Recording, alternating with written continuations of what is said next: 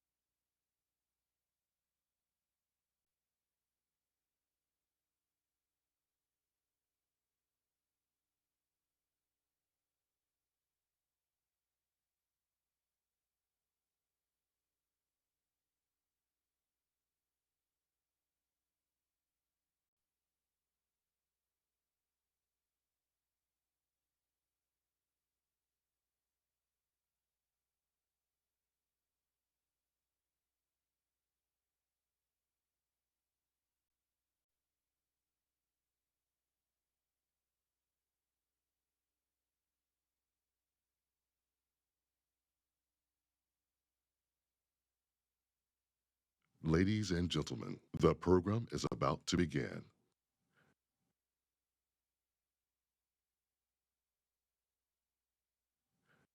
Ladies and gentlemen, the program will begin in 5 minutes.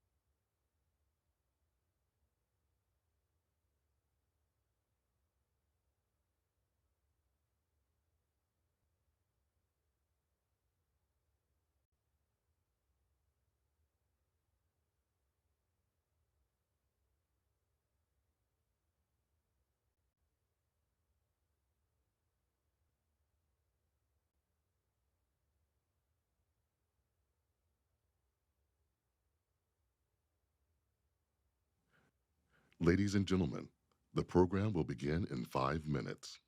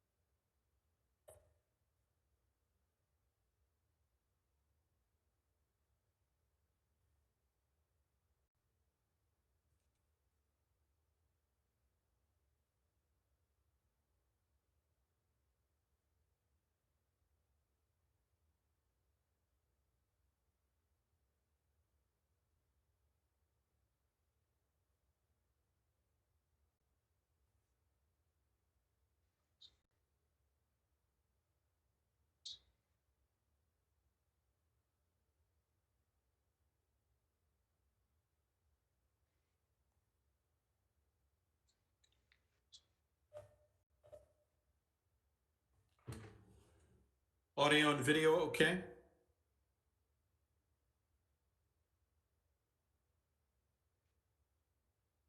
Audio video check.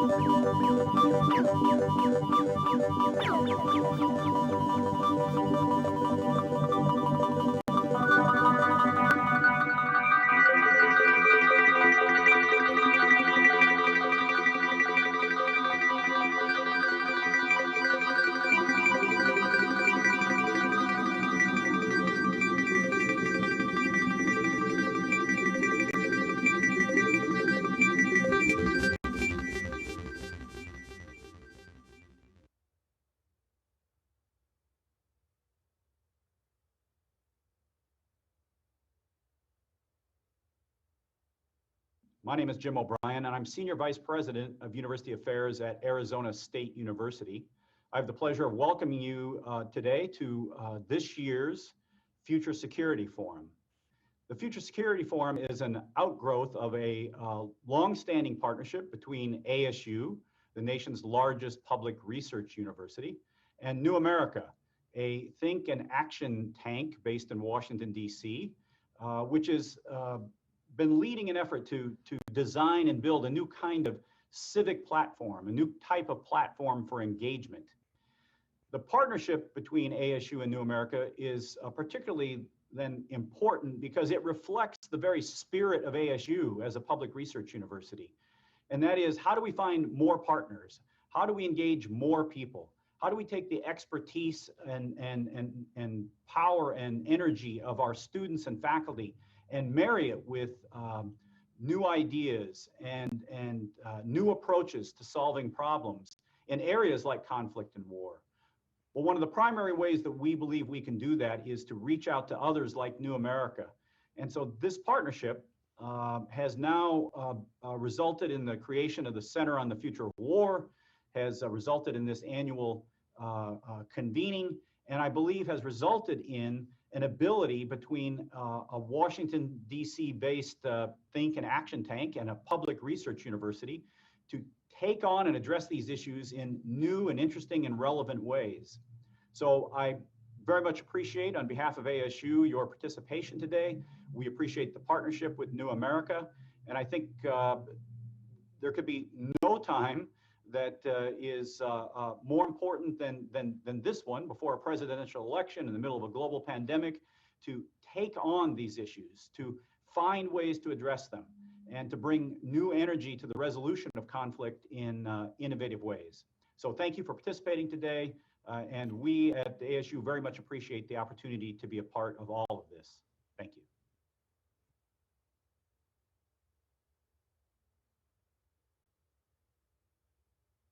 Hi, my name is Daniel Rothenberg. I'm a professor of practice at Arizona State University, co-director of the Center on the Future of War, and a senior fellow at New America. And I welcome all of you to day 2 of the Future Security Forum. This is our 6th annual Future Security Forum.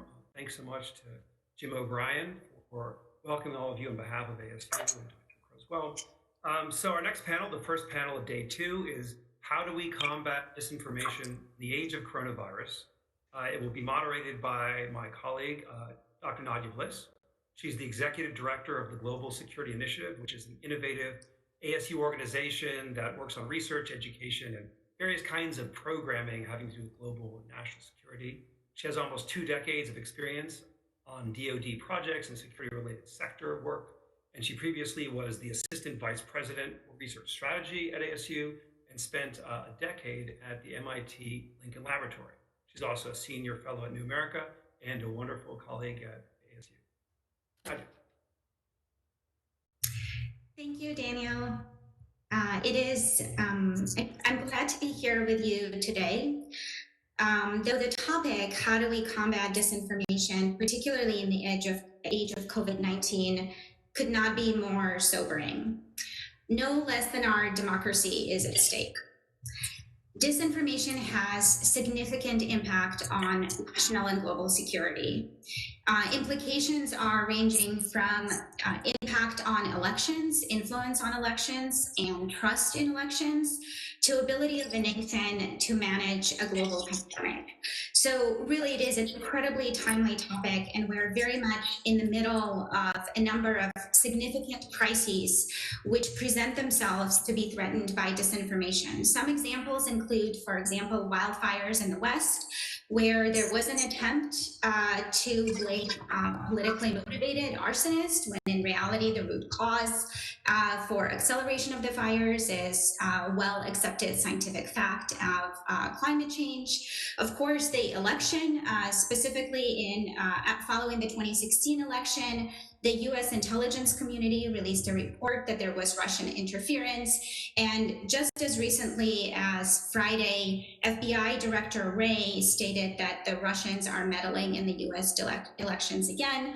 And then, of course, coronavirus has been subject to significant disinformation, both domestically and abroad. And as of this morning, we've crossed a milestone of 200,000 people in the United States that have died from coronavirus, and yet there's many disinformation campaigns around surrounding the science of the pandemic. Disinformation isn't new, of course.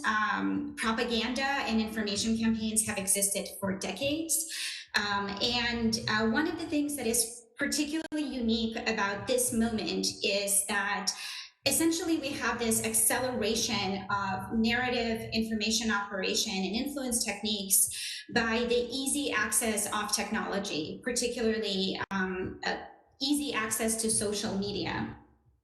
A key aspect of disinformation and the crisis that it presents is essentially erosion of trusts in vital institutions. So erosion of trust in science, in government, and other institutions that we as society tend to turn to, and media especially, for really clear information.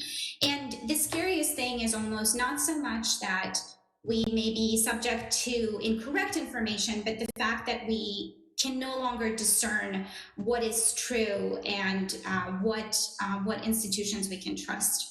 I would love to impress on everybody through this discussion that this is an incredibly serious and an incredibly timely challenge.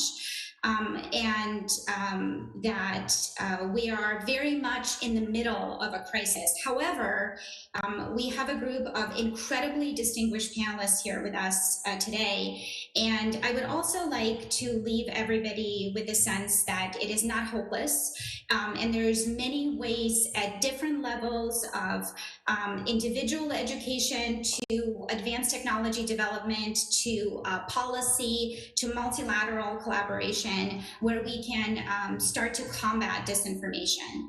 There's many efforts focused on combating disinformation. One of the most recent ones is New York Times just recently rolled out a daily distortions effort, which to be honest, I really appreciate the term distortions because it essentially moves away from requiring one to identify intent.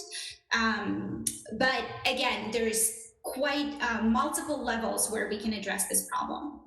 So we have this amazing group of speakers. We have a very short amount of time for this panel. So the way that I would like to carry out the conversation is I will introduce a speaker very briefly and then allow him or her to say a little bit more about their connection to the topic.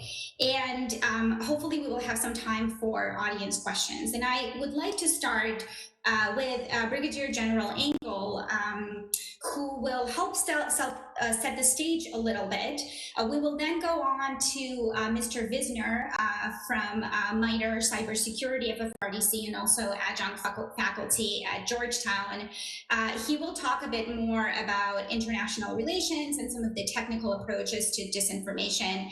And then we will switch gears and go to Dr. Rothenberg from ASU, my colleague, and he will talk a little bit about the social science approaches and trust in information.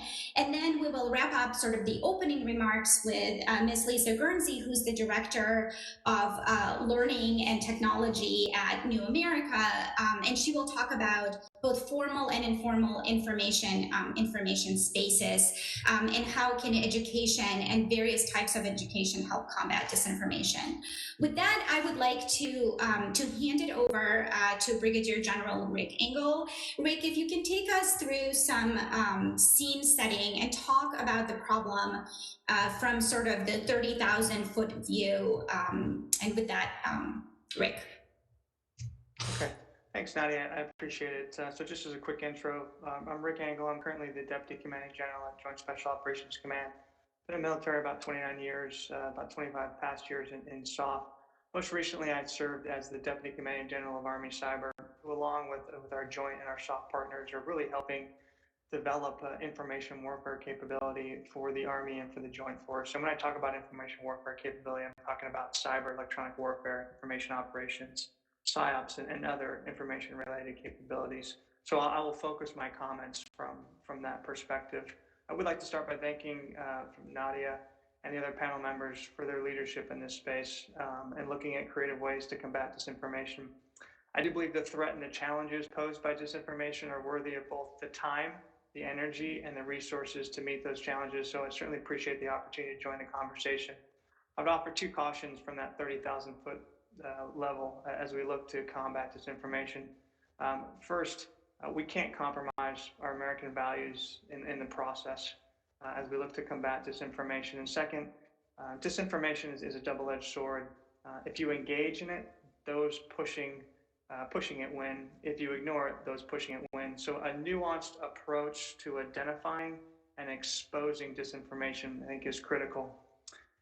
The future of competition between nation states and others may be more about data and information than territory and ideology. I believe that our adversaries are in a state of perpetual conflict with us in the information environment, and the current crisis with COVID has only accelerated this competition. They're stealing our information, they're attacking our networks, and for this forum, they're weaponizing social media to influence populations all below the threshold of armed conflict. And they're in that state of perpetual conflict because they think they can win. I would offer that we have to adopt a similar mindset if we are to effectively compete and not just counter, because counter is inherently reactive, but to compete in the information environment. We need to seize the initiative, we need to own the narrative, and we need to expand the concept of persistent engagement in cyberspace to persistent engagement in the information operations through the application of information-related capabilities. And we need to do this to impose a cost on our adversaries in that competition space. From a military perspective, in no other domain or environment will we allow the enemy to seize the initiative and maintain that initiative, in some cases operate almost contested, and I don't think we should now. So our problem is just simple in statement, but I think complex in execution, and that's how do we sense, understand, decide, and act faster than our adversaries in the information environment. So I've been working on this problem for a couple of years with Army Cyber, and they've been working with our teammates in U.S. Army Special Operations Command, TRADOC, Army Features Command, and FORCECOM to develop the right concepts and capabilities and doctrine to help in this fight. And so I just want to offer a couple of things that we've learned along the way. The first one is when it comes to information warfare and then combating disinformation, this is a team sport. This has to be a team sport inside the military, but I'd also offer it has to be a team sport outside the military. Countering disinformation, especially in the age of COVID, is not a military problem to solve. But one of the reasons I was in uniform today is to make an illustrative point. I do think that the military has a role in this, but that role has to be nested as part of a larger whole of government. So you're talking interagency, whole of nation, and much of that's represented here on the panel with academia, industry, and society. And it has to involve allies and partners. Our allies and partners are critical to these efforts as they are often the most credible and informed voice to message into the target audiences that we're messaging to. We shouldn't try to do this on our own. Another thing that we've learned is this is still about people. Despite all the technology involved, we hear a lot of talk about computational propaganda. It's still about finding the right talent with the knowledge, skills, and attributes to effectively compete in the information environment. So I know we're looking at, do we need more social scientists? Do we need more data scientists? Do we need more behavioral scientists? The answer is probably yes to all of those. It's about education. So it's about educating our future leaders about how to wield information to create decision advantage. It's about education of our younger force. In this hyper-connected world we live in, the volume and velocity of information is only going to increase, which is going to increase the problem of disinformation. So how do we stop those negative effects of disinformation from getting to our young population? Well, just like you can't stop malaria by killing all the mosquitoes, you have to inoculate your population. So how do we educate our folks on how information is portrayed, framed, filtered, and prioritize them? How do we build the critical thinking skills necessary for them to see alternate viewpoints so they can make an informed decision based upon the information they have, and not just look for points that reinforce their already previously held views or the biases that we all have.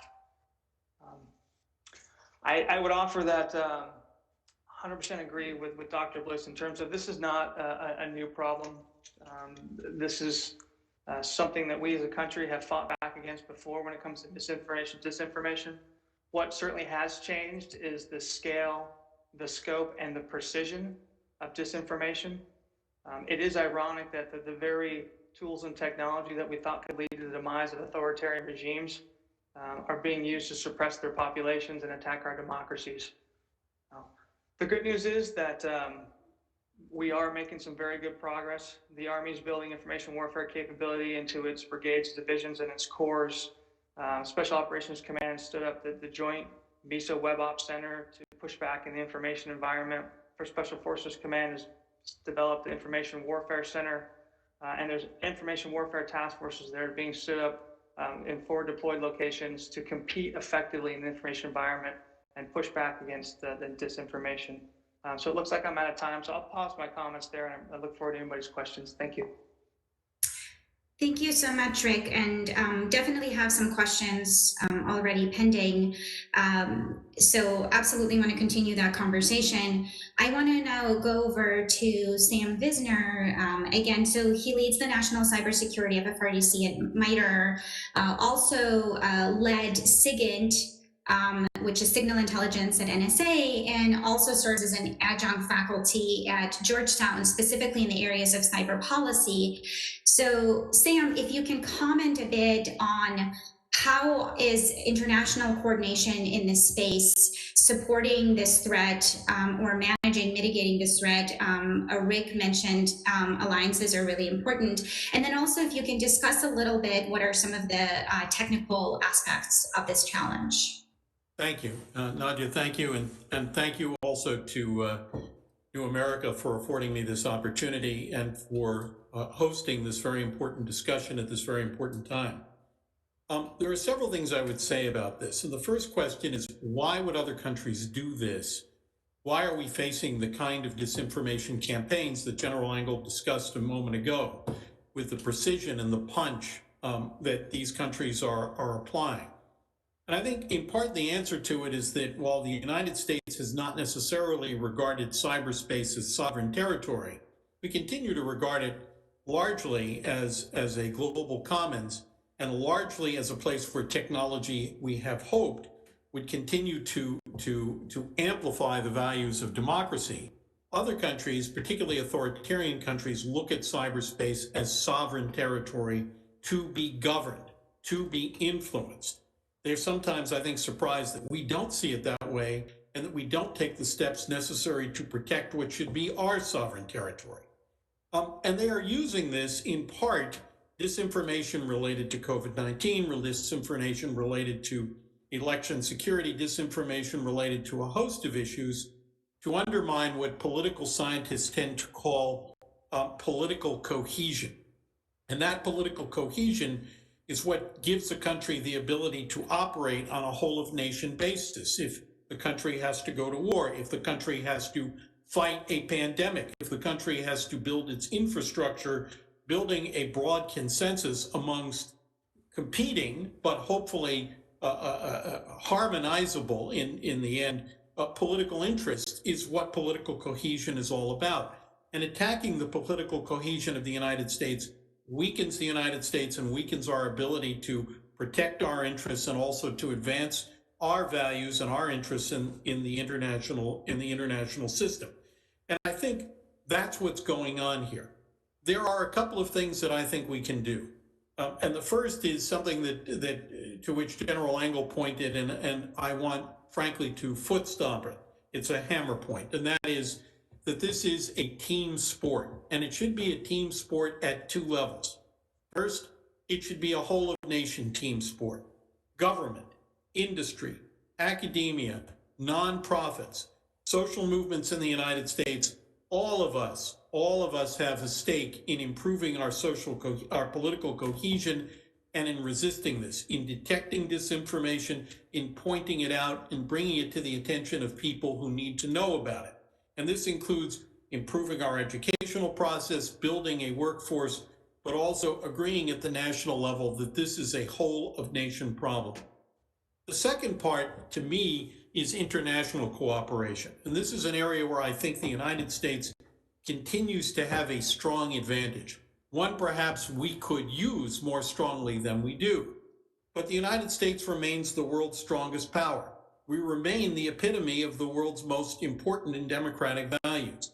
We have allies, the five allies, other countries in the democratic West, and some countries in the democratic East as well, who share our values and share our interests in, broadly speaking, a humane international system.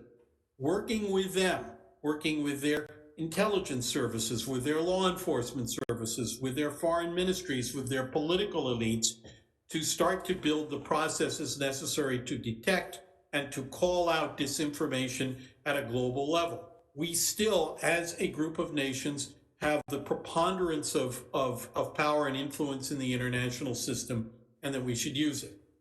Lastly, I think it's important to and these relate to my role at Georgetown.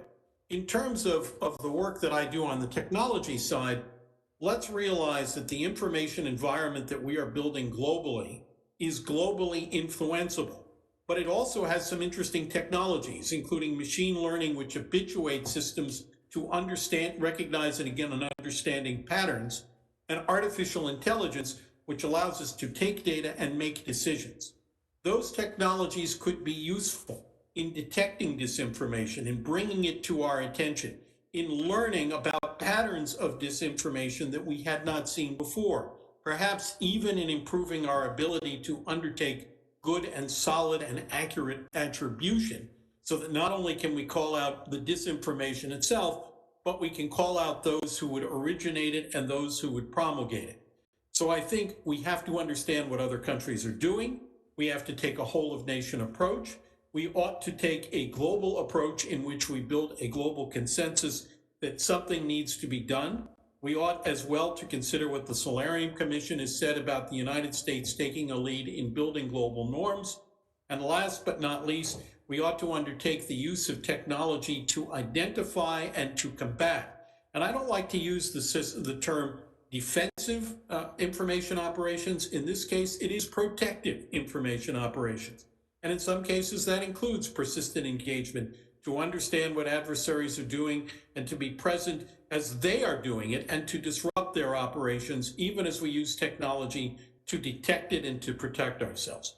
And with that, let me surrender the stage. Thank you very much. Thank you so much, Sam. So I really appreciate the call out specifically to technology. So things like artificial intelligence, analysis of network at scales, natural language processing systems. I would like to break the problem down a little bit as we go into to the next two panelists. So I'm a technologist by training. I'm a computer scientist, have been a computer scientist for 20 years. And I will be the first to say that while technology is really important, it is not sufficient. So I would like to hand the conversation over to Danielle Rothenberg. He co-leads the Center for the Future of War at Arizona State University. And Danielle, if you can comment on the role of narrative and social science in combating and identifying disinformation, and then also talk a little bit about this notion of trust and information and the tearing down of trust in our institutions that is currently occurring. Sure, thank you so much, and thanks to all the panelists. It's great to be on this panel with you. I have a sort of slightly different perspective, which is the term disinformation suggests sort of active players, which exist around the world, of course, who are busy trying to present false information, false claims that then have a particular impact. That clearly happens around the world, but of course, we don't necessarily understand false claims in that way. We don't experience in that way, and that isn't necessarily what's at the heart of the current crisis, if it is in fact a crisis. So what I'm interested in and what I want to talk about is, why is it that people believe in things that are demonstrably untrue? Particularly when those things, those ideas, those conceptions have a political significance. And I want to bring up sort of 2 points. One is the role of narrative in helping us make truth claims, understand them, and process them. And then the other is the issue of trust, because, as Sam rightly pointed out, social cohesion or political cohesion is in some ways a way of talking about trust. We exist within our society in a meaningful way because we rely on and trust so many individuals, institutions, and other players out there in the social order. So a focus on narrative helps us understand why I believe people are often drawn to and compelled by narratives, by truth claims that are not actually, they're not true, and they're easily shown to be false. And think of just a really concrete example, because sometimes in the abstractions you lose the particular and the focus, but we're all familiar with the birther controversy, the idea that President Barack Obama wasn't born in the United States, didn't have an actual birth certificate, and therefore was an illegitimate president. And leaving aside the politics, the right and left divide about this, what's interesting about this story and this piece of information is it's not necessarily something that came from outside, that was a propagandistic act on the part of a foreign state or some other actor. It came from within, and it is perhaps the most clear example of something that's demonstrably false. Not only is it demonstrably false in that you can pull up a birth certificate, we actually rely on birth certificates and pieces of paper like that and claims like that by the state for so many things in our lives. And the fact that that kind of information wasn't adequate to dismantle that claim tells us something about the claim. It tells us that the claim isn't just a factual claim. It's a narratively grounded claim that plays off of a set of fears and concerns. And those fears and concerns are encapsulated in that story and in that claim, but they're not actually, you can't address them by dealing with the factual claim. And in fact, a lot of the social science on facts and on misinformation shows that to be true. So one of the questions is, what are we going to do? What can you do in a circumstance like this? The question of trust is profound in our society in multiple ways. We've actually seen a fairly significant reduction in trust by, polling showing that, for example, the federal government, is now trusted by about 20% of Americans. And in 1964, it was 70% of Americans. We see lots of institutions losing public trust, and that loss is not necessarily the result of sort of outside actors playing off of, using their tools to undermine our society. So where do we go from here? What do we learn from social science, and how can we sort of respond to this? So there is no easy answer. I don't believe it's easy to get people to accept things that are factually true and other kinds of claims just because you can show them to be true in some sort of scientific or verifiable way. We have to reach out to people through the very ways that they gain interest in those claims, which is through narratives and through their own networks of trust. So even as people have lost trust in, say, the federal government or the media, they haven't necessarily lost trust in all of the players around them in society. In fact, the reason they believe certain stories is they trust those sources of information. They turn to them for knowledge and for claims. So we need to try to interrupt that and engage in that, but it's not an easy task. And when I say we, it's not really clear who the we has to be. It's not clear the federal government is the best actor for that. It's not clear big tech is the best actor for that. There's no singular way to be able to undermine those claims and to sort of dismantle the appeal of those narratives. So it is a whole of society and whole of government approach. That's what's required, even if there's no clear way to sort of path forward on all of these issues.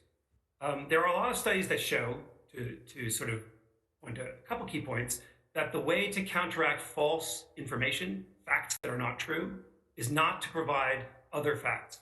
That's shown pretty clearly. In fact, when you do that, you typically have people dig in and make stronger claims about what they believe in.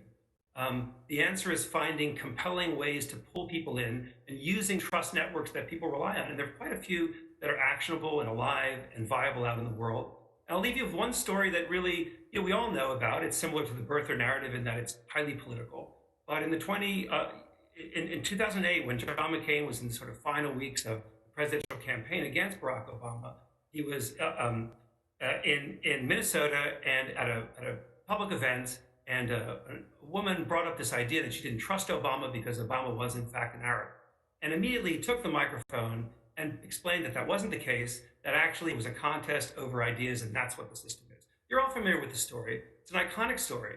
It's partly an iconic story because it shows a form of leadership in relationship to a narrative, a relationship to facts and disinformation, that is ultimately exactly what we need to counteract these sorts of claims. Thank you so much, Daniel. So with that, I want to hand it over to Lisa. So Lisa Gracie is a Director of Teaching, Learning, and Technology at New America. And particularly what I think would tie a lot of this conversation together is how does human behavior in informal educational spaces contribute to essentially building a more resilient demand side? So how do we as citizens process information and choose information to trust? So with that, Lisa. Yes, thank you so much, Nadia, and to the whole Future Security Forum team. I'm really happy to be here, and it's because of that team sport concept that Brigadier General Engel raised at the very beginning. This really is not just a whole society effort, it's like multi-sector. So those in the education spaces are very attuned to the concerns here, but don't necessarily have the connections to the spaces that we're talking in today to really understand just how incredibly important it's going to be tackling this problem at the level that we're talking about here. And there's a lot of work to do. So I just first want to start, before kind of going into some of the issues around informal learning as well as formal learning, to say that when we're talking about the education space, education writ large, libraries and schools, and even our senior citizen centers and where they're receiving different kinds of programming, all of that is not yet equipped to handle this. We're bringing a watering can to a wildfire. And there is a lot that we can do to invest in infrastructure and in people to really to solve this problem in a much more effective way. But I wanted to just riff on a little bit of what Daniel Rothenberg just pointed out, that this is not just a case in which we can kind of fix the disinformation problem by holding up a few facts and making sure that people have absorbed them. This is about understanding the relationships that people have with information and how their own identity is caught up in what they're seeing, learning, reading, and sharing. And once we kind of fully kind of grasp that, then we realize, wow, a lot of players need to be at the table here. We need to be helping our librarians and our teachers have conversations with their students about what they're seeing and why, and having those conversations in ways that are actually kind of moving the conversation forward instead of kind of putting up walls. And then we also need to make sure that the platforms on which everyone's sharing information are set up so that there can be opportunities for people to call out when something doesn't seem quite right, and there may be more opportunities for those who have some understanding of curating information and being able to kind of vet things and look for the sourcing, can provide some guidance on how to find how to find out if that's true, and let's use our brains to really kind of dig in and just figure it out for ourselves instead of relying on something else. So I'm really actually looking forward to the conversation here. I just want to point out two more kind of notes to put into the mix, and then I was going to stop. I just want some folks to understand kind of the evidence of the problem that we're facing right now when it comes to the education world.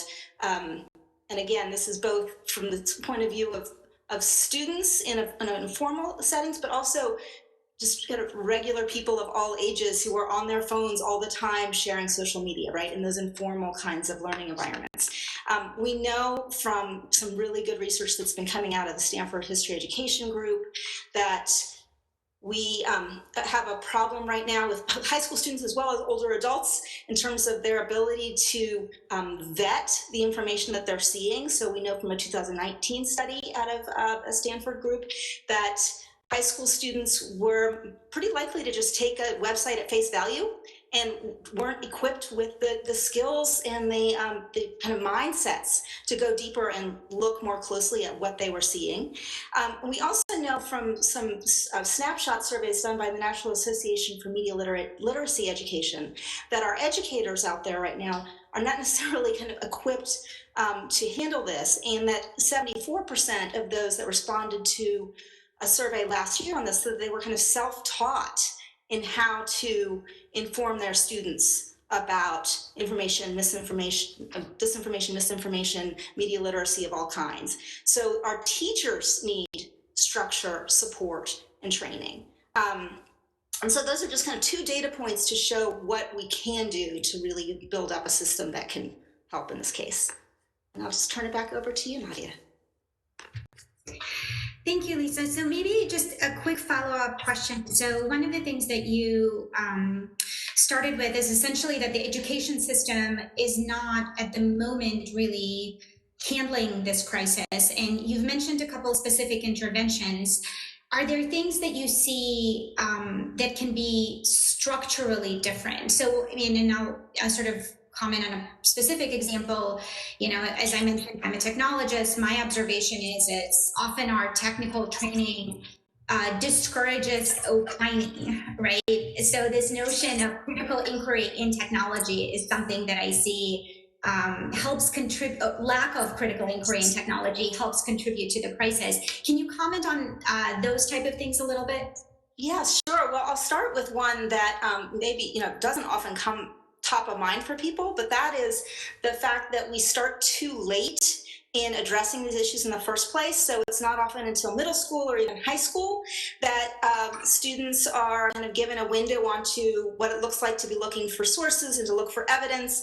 But we know now from some really good research and investigation that's been done at the younger age side of the spectrum, even with kindergartners, first graders, that we can start to set the habits of mind in our children, in our students, in our next generation by helping them to observe closely, to ask questions, to look for evidence in what they're seeing that is telling the story that they want to tell.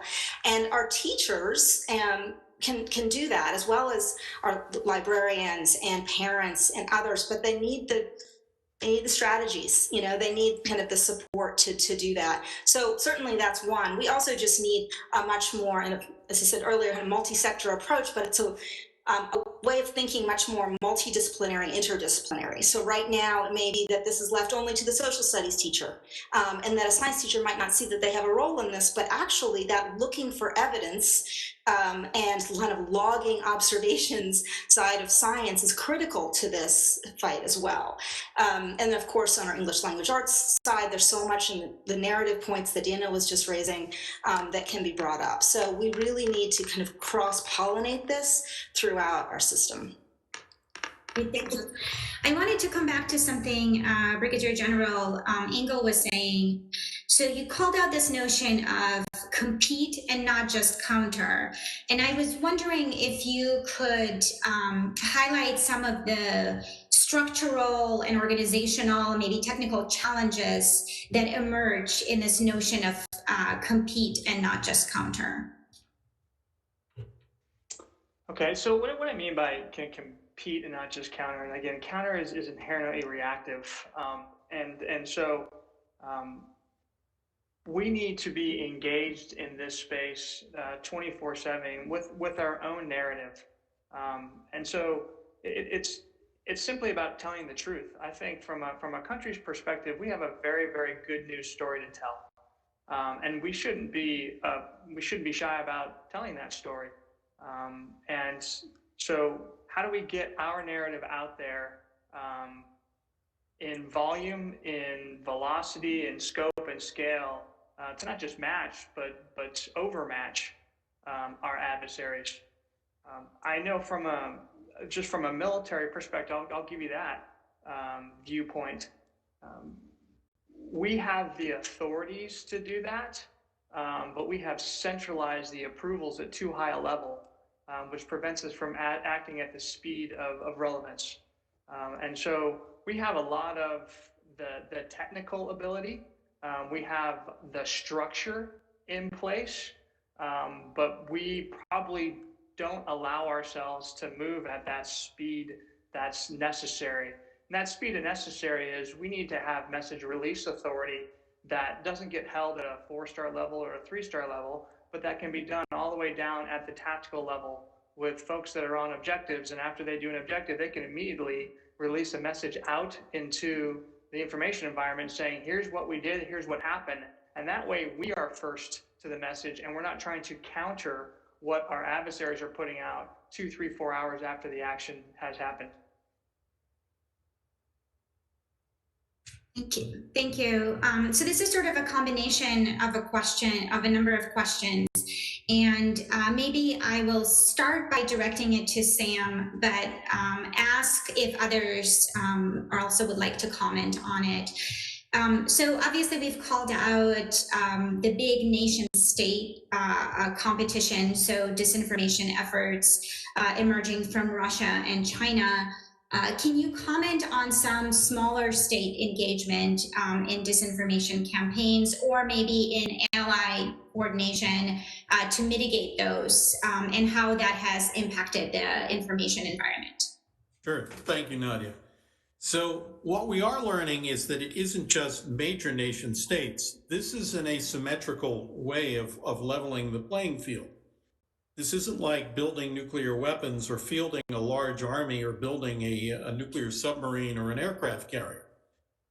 Countries with fewer resources, but with some technical expertise, have proven that they can involve themselves clearly in cyberspace. One need only look at what the North Koreans have done in terms of some of the exploits and attacks on targets in South Korea and in the United States as well.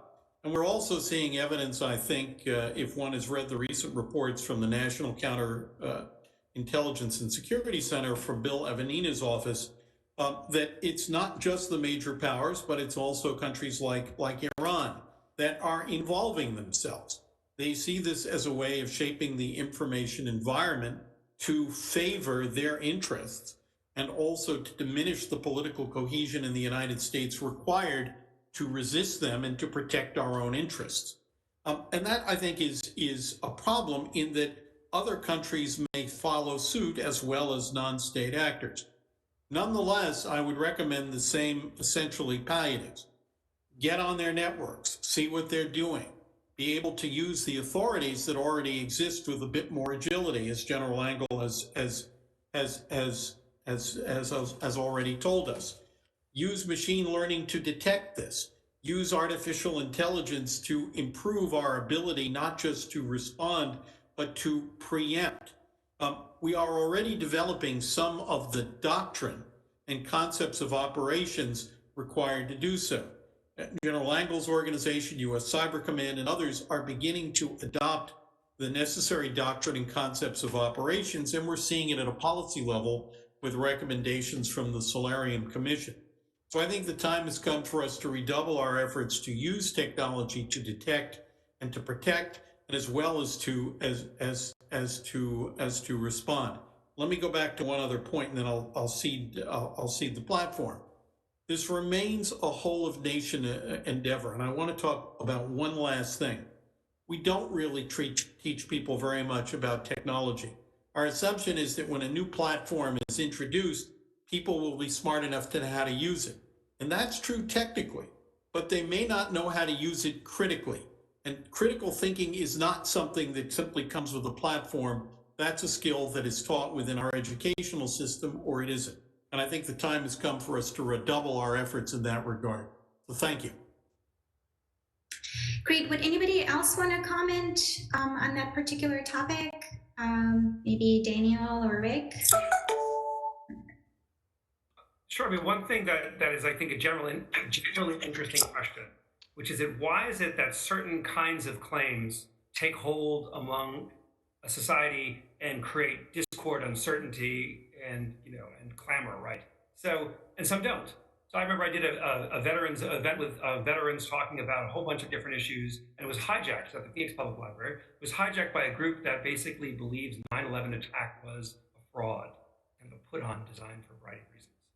So there are people who make that claim, but I ask all of you, why is that claim that's widely believed in many parts of the world, largely sidelined in the US? There are people who believe this, there's videos, there's clubs, but in the end of the day, it just didn't quite take hold.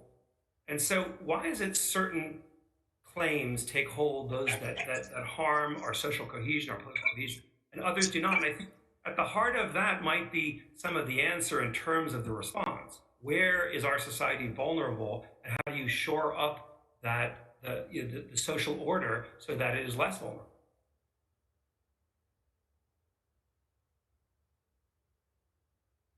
Did you want to comment on that, Rick? Yeah, I think Daniel brings up, and Sam did as well, but back to Daniel's point on narrative.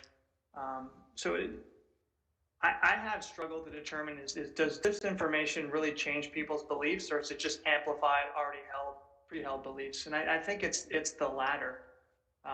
And the most effective disinformation, it's not completely unbelievable. Matter it's 95% truth in some cases, with just enough of the disinformation in there to skew the argument or create divisions or amplify them.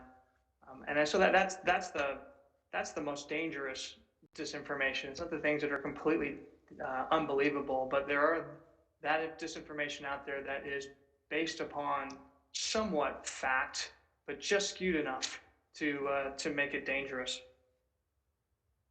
Thanks. So there's a question from the audience, and I think I'll direct it to Lisa. Do you see that there are significant new investments, both from the federal sectors and the private sectors, in specifically to increase education programs in both sort of information resilience, misinformation, identifying disinformation, and just generally in this cybersecurity digital space? Yeah, great question. I would say there are bright spots.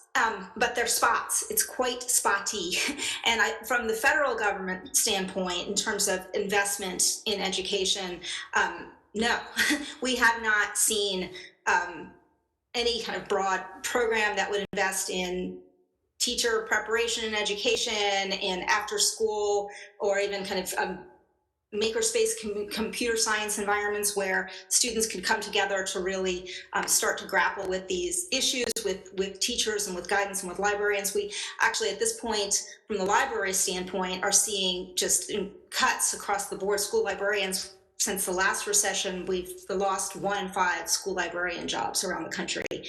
There's teacher shortages. Teachers are leaving the profession in droves. They were doing that before COVID-19, and now we're really seeing this erosion in our educator base, honestly, that we're going to have to grapple with. So there's got to be a renewed push on an investment that's targeted and purposeful, that's recognizing this kind of multi-sector need that we have here. Great. Thank you so much. I think we're running out of time for the panel. I really, again, want to thank all of the distinguished panelists. Really appreciate your time and thoughtful insights. I guess one of the big thing that I'll amplify as a wrap up is this is very much a team sport. It is many sector, many organization, many discipline, many nation. I think we're all aware that the problem exists and sort of are empowered to work towards mitigation and resilience. And with that, I'll hand it back over to Daniel to kick off the next session. Again, thank you so much to everybody and to New America and ASU for having us here. Thank you. Thanks so much, Nadia. Our next panel is a pop-up with Peter W. Singer called Burn In, a novel about AI and the power of useful fiction. Peter is a strategist and senior fellow at New America and a professor of practice at ASU, the author of many award-winning books that are generally characterized by being ahead of their time, and the newest is Burn In.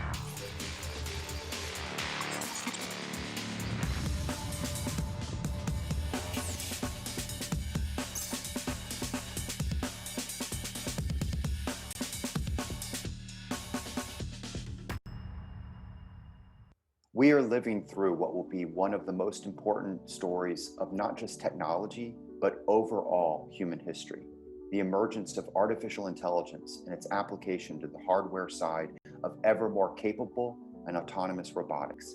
Think of it this way: over the last generation, some of the most celebrated issues of science fiction have finally started to become reality.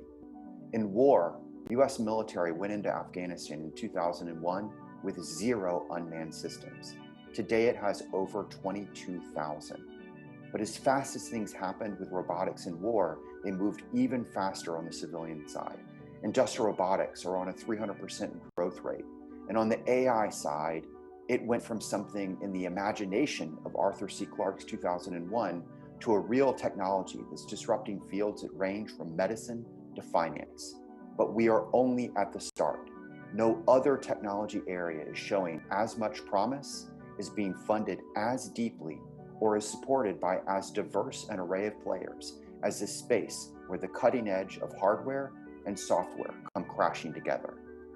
There is roughly $153 billion worth of spending in this space, with an annual estimated creative disruption impact of $33 trillion. The participants in the revolution of AI range from the leading governments of the world, from the US National Defense Strategy to China's plan to be a world leader in 2030. It includes all the world's major research universities, as well as every major company, whether it's an expected technology company, companies in the fields of everything from farming to fast food. This sector is also the obsession of the majority of the new entrants into the marketplace, who dream of making the next great fortunes. As the founder of Wired magazine described, quote, "I think the formula for the next 10,000 startups is to take something that already exists and add AI to it," end quote. And yet, if we are headed into what's been termed everything from a new industrial revolution to a second machine age, we have 3 big questions to figure out. The first is, what will be the impact of automation and job displacement both on and beyond the economy? While many feel that these new technologies will lead to new jobs and opportunities, the data shows that they will also lead to displacement and replacement on a massive scale. That's what happens when you rewire the economy and the society beyond it. For example, Oxford University examined 702 different jobs and found that 47% of total US employment is at risk for replacement or reduction by robotics and AI over the next 2 decades. Think of the effect of this not just on the civilian economy, but across the board on the military and everything from logistics to smart bases to medicine, you name it. But there's a larger issue at play. If the parallel is an industrial revolution, think about how the last industrial revolution, with its new economic winners and losers at the individual, business, social, and global level, spawned everything from consumer goods to new great powers, mass movements of population to mass political movements that in turn ranged from women's and workers' rights to Marxism and fascism that drove conflict for almost a century. The second issue, though, is that every new technology provokes new issues of use, law, and ethics. It happened with flying machines. It happened with submarines. The same thing will happen here.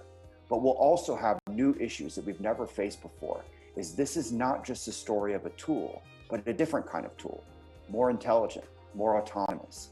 And that introduces two new types of debates: machine permissibility. What should our ever more intelligent and capable machines be allowed to do on their own? And also machine accountability. Who should be in control of them and how? What should we do if something goes awry? And those issues hit everywhere, on the civilian side and the military side. Take face recognition technology that's being applied by everyone from the military, intelligence community, to law enforcement, to companies that range from social media platforms to even Kentucky Fried Chicken. Finally, we have a series of new security issues. All of these devices come with a sensor, creating a level of tracking like never before. But with AI, it's not just tracking, it's also about prediction and influence. And this, of course, raises privacy concerns at a level we've never experienced before. But it also leads to a massive rethink of the battlefield. The implications for the future of not just tactics and strategy, but also doctrine are immense. It's maybe akin to what the airplane meant in 1914 or the radio in 1940, but maybe here again beyond that. But it'll also offer up new vulnerabilities to exploit, especially in areas like cybersecurity, where we are already behind the curve.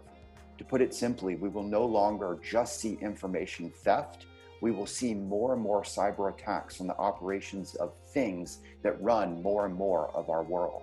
That also means that cyber attacks will increasingly have physical effects, be it killing a single person remotely, such as by attacking a smart building, or maybe a mass scale going after an entire city's infrastructure. All of these trends are only going to go faster because of the coronavirus pandemic. They were already in motion, but we've seen them drastically accelerate over the last several months. Now, while we face these three challenges, we also face three problems in how we reckon with them. First is a disconnect in our understanding of it. 91% of leaders believe that AI is going to be the next great revolution out there, but only 17 self-report that they are even familiar with AI, let alone all of its applications and these three tough implications. There's also a disconnect of timeline, with many all the way up to top leaders thinking that this is an issue of the distant future as opposed to something that's playing out right now in the here and now. The second is illustrated by this. It is a robot designed to examine stovepipes. That is, when we actually discuss and study these issues, they are too often stovepiped by issue or field, despite a growing interconnection. For example, the people interested in the future of work are rarely engaged with the people interested in the future of war. Or you have the questions of cybersecurity that rarely cross with the issues of ethics. And finally, there's an irony. Just as the technologies of science fiction are becoming real, the fictional way that we frame their effect on our world is not all that helpful. We are on the 100-year anniversary of the creation of the word robot in a play titled RUR. And ever since, in everything from the Terminator to the Matrix, the consistent thread has been this story of an intelligent machine that rises up against its human masters. Now, that wouldn't matter much if it just stayed within fiction, but that narrative is a deep part of why so much of the research, awareness, and debate isn't about these real issues, but about the mostly fictional stories of existential threat, robot takeover, killer robots. And these hit everywhere from DoD policy discussions to debate at the UN to what gets funded in research or not. And that's why we went after these 3 challenges and 3 issues in a new book called Burn In. But we tried to go after it in a new way. It's a novel, but it's conveying nonfiction. That is, it's the story of a hunt for a terrorist through the streets of a future Washington, D.C. But baked into the story are over 300 explanations and predictions of everything from how does AI work to what will be its applications by special forces, by the police, by doctors, but also some of the issues that we need to understand, like algorithmic bias. Coming with those 300 explanations and predictions, though, are 27 pages of research endnotes to document that they're all drawn from the real world. So think of it as sneaking veggies into a smoothie, except for policymakers. And just like those earlier 3s, there's 3 reasons behind this concept that we call useful fiction. The first is narrative is better for conveying complex ideas. Essentially, stories are the oldest communication technology of all. We first used them when we were sitting around fires in a cave. Versus PowerPoint, it's only 30 years old. So of course, our brains are wired to take in stories more effectively. The second is narrative is more likely to provoke emotion, which everyone from politicians to used car salesmen know is more likely to lead to action. And finally, narrative is more likely to be shared with others, so the audience does the work of distribution. No one ever suggested a great PowerPoint or white paper to read on your next vacation, but they do suggest books, novels, and movies. And that's why it's been so exciting. This project Burn In served as both a way of explaining AI and robotics and what comes next, but it's also been a test of this concept of useful fiction. And so far, the results have been fantastic. The book came out at the start of summer, and we've already briefed its lessons to over 75 groups that range from the CIA and the Royal Air Force to the European Parliament. And it's a novel, or maybe we got in there because it's a novel. We've even been invited to help others do it on their topics, like, for example, the US Cyberspace Solarium Commission, which is in charge of rethinking US cybersecurity strategy.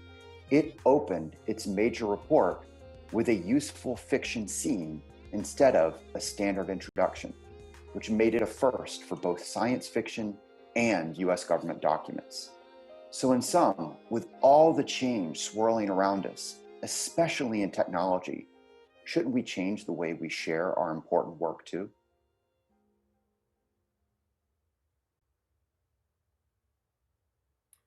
Hi, we're going to take a short coffee break until 2:15 when the conference will begin again with the final panel of the day. And there'll be a short video that plays now.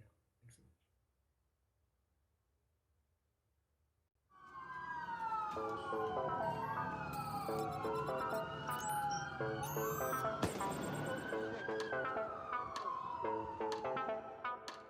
To better understand future international security challenges, Arizona State University, one of the largest and most innovative public research universities in the country, joined forces with New America, a creative and dynamic civic institution and think tank.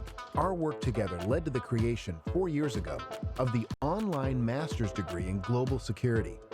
The interdisciplinary degree links serious ideas with practical, policy-oriented applications to aid professional advancement in the military, government, non-governmental organizations, and the private sector. Students can pursue the security studies degree from anywhere in the world, study while working, and finish in a calendar year. What makes the Master of Arts in Global Security so valuable is our commitment to working closely with each of our students to help realize their goals, as well as our faculty who bring a wealth of intellectual and practical expertise to the program's diverse course offerings. To learn more about ASU's online global security degree, visit asuonline.asu.edu.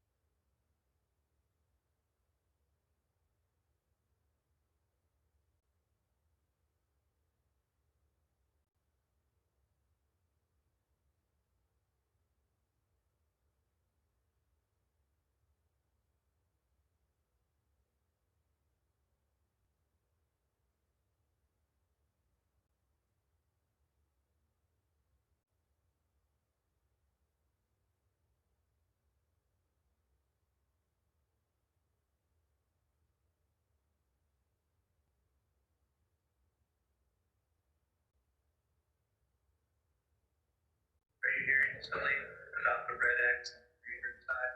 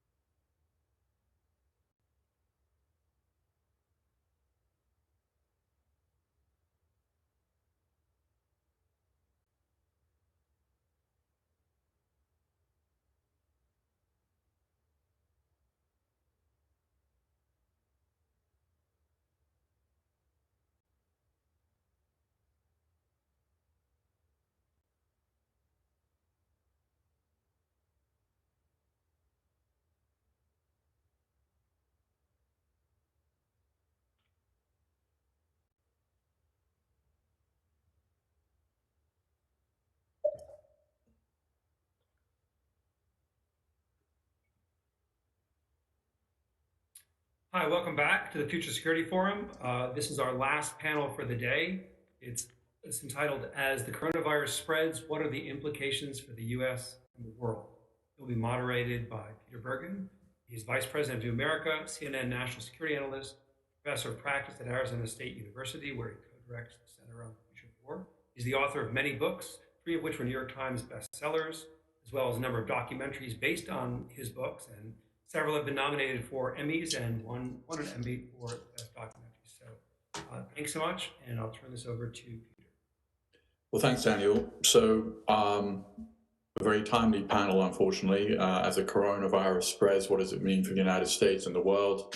We now have 200,000 Americans dead, hardly predictable, or perhaps all too predictable, depending on your perspective. We have a wonderful group of panelists to discuss this. Dr. Helene Gayle, who is the chairman of New America, also the co-chair of the National Academy of Sciences Committee on how to more equitably distribute potential vaccine or vaccines. And Dr. Gayle spent more than 2 decades at CDC working on HIV/AIDS, so brings a lot of experience to this issue. We also have Dr. Daniela Blamas, who is at Brigham Young as a critical care doctor. She's a frequent contributor about her work to the New York Times and the Washington Post. She's also on the faculty at Harvard Medical School.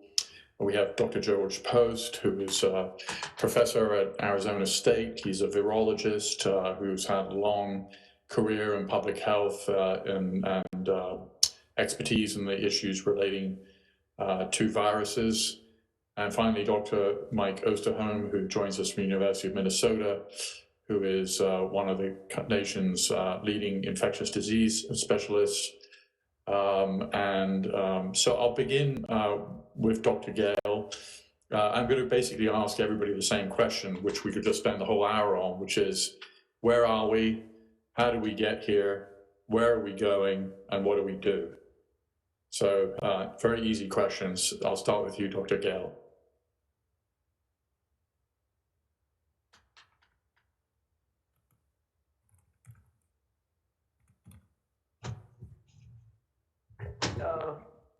Win some prize or something. And I think one of the things that has been a hallmark of this is that as soon as you think you know something, something else happens. And this has been, such a unprecedented and clearly something that we were unprepared for. And that said, we've always known that something like this could occur. Not only could it occur, but would occur, and that we should have been better prepared for it. And I think, that's the big lesson, is that, although these situations are incredible and catastrophic, we could do much more to be prepared and could have been much better prepared, particularly had we had the right kind of national leadership and coordination in place. So, one, we can always be better prepared. 2, I think we're still at the beginning of this. You talked about the numbers. We're not seeing the kind of slowing down globally that would convince us that we're really at the tail end of this versus, continuing to experience growth in infection rates and in death, and the corollary economic consequences. And so, we're still in the, I don't know if we'd say early days, but we're clearly not at the end of this. And, I guess I would just finally say, that there's already a lot that we could do. We know the ways in which we can protect ourselves. Unfortunately, there's been so much confusion around what works and what doesn't work that we're not, and not having a consistent overall message around this, that we're not putting in place as aggressively the things that we know can make a difference, like mask wearing, social distancing, hygiene, et cetera. And so I think that while we are all looking forward to the day when there will be a vaccine, when we have more testing in place, et cetera, I think we shouldn't forget that there's a lot that we could be doing today that could make a huge difference. And, many people on here have run some of the numbers that show us what we could do if we were in fact putting in place the things that we already know work.